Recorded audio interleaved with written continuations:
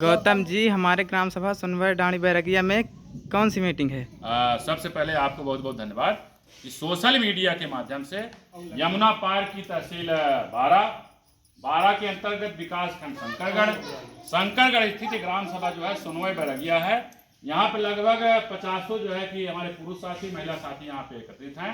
विशेष करके जो आज मीटिंग ली जा रही है मिशन 2027 के तहत ये सभी लोग बहुजन समाज पार्टी के कार्यकर्ता हैं। ये सब जो संकल्प लिए हैं कि मरते दम तक हाथी मेरा साथी, इसके अलावा कोई साथी नहीं है। लेकिन इनके बीच जो आज हम मीटिंग लिए हैं तो विशेष करके बताना चाहें, देश की आज़ादी के 78 साल बाद और संविधान लागू होने के 75 साल बाद ये जितनी महिलाएं आपको दिख रही हैं या जितने पुरुष साथी यहाँ दिख रहे हैं, किसी के घर के अगवारे पिछवाड़े साग सब्जी बोने की जमीन नहीं है।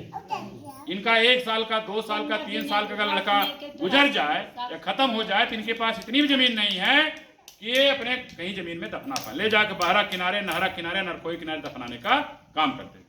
हम बार बार हर 5 साल में विधायक बनाते हैं, हर 5 साल में सांसद बनाते हैं, हर 5 साल में प्रधानी बनाते हैं, लेकिन किसी के कान में जूं तक आज नहीं रेंगा है ये कब तक भूमिहीन बने रहेंगे। लेकिन हमने भारतीय संविधान जो गढ़ा, भारतीय संविधान के आर्टिकल 39 ख में स्पष्ट लिखा है कि संपत्ति का बंटवारा किस तरह से हो सकता है। बाबा साहब ने 39 ख में स्पष्ट लिखा संपत्ति का बंटवारा कैसे हो जाए। हम अभी उस पर न जा करके हम केवल इतनी चर्चा करना चाहेंगे, देश की आजादी के 78 साल बाद भी जब यहाँ 70 से 80 के दरमियान चकबंदी आई, हर गांव में कम से कम 40 बीघा, ज्यादा से ज्यादा सैकड़ों बीघा बंजर है, परती है, ऊसर है, सीलिंग है, अतिरिक्त है, इस तरह जमीनें छूटी। कांग्रेस के समय में कुछ कहीं कहीं पट्टा किया गया, लेकिन तब से देखा जाए आज तक जितनी सरकारी जमीनें थी उसमें यहाँ के बड़े बड़े काश्तकार, बड़े बड़े भूमाफिया, बड़े बड़े जमींदार आज भी उसको काबिज करके जोत बो रहे हैं।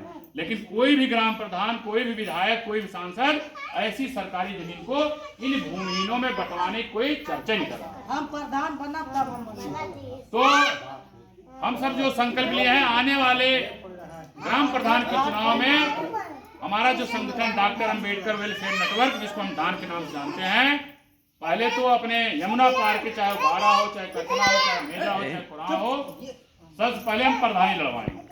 उसके बाद 2027 में चुनाव आने वाला है विधानसभा का, क्योंकि अभी तक हमने देखा जितने विधायक यहाँ बनते गए हैं वो केवल अपने जेब भरने काम किए हैं, जमीन पे कोई काम नहीं किया है। और ये सभी लोग बहुजन समाज पार्टी कार्यकर्ता हैं। और इनसे अगर पूछना चाहे, भैया आप सब हाथी वाले हैं कोई और वाले हैं? आप सब हाथी सामने बटन दबाते हैं, कहीं और दबाते हैं? ठीक है, ये सब कर रहे हैं, हाथी छोड़कर हम सब कहीं बटन नहीं दबाते। हम आपके सोशल मीडिया के माध्यम से अपनी बात कहना चाहेंगे कि आने वाले 2027 की तैयारी हम 12 विधानसभा से कर रहे हैं। बान जी से आग्रह है, निवेदन है, हम जैसे कार्यकर्ता बहुत सारे क्षेत्रों में काम कर रहे हैं, जो जमीन पर जाकर के गांव में रात दिन इस तरह से मीटिंग लेते हैं, आज यहाँ मीटिंग है, कल दूसरे स्थान मीटिंग है।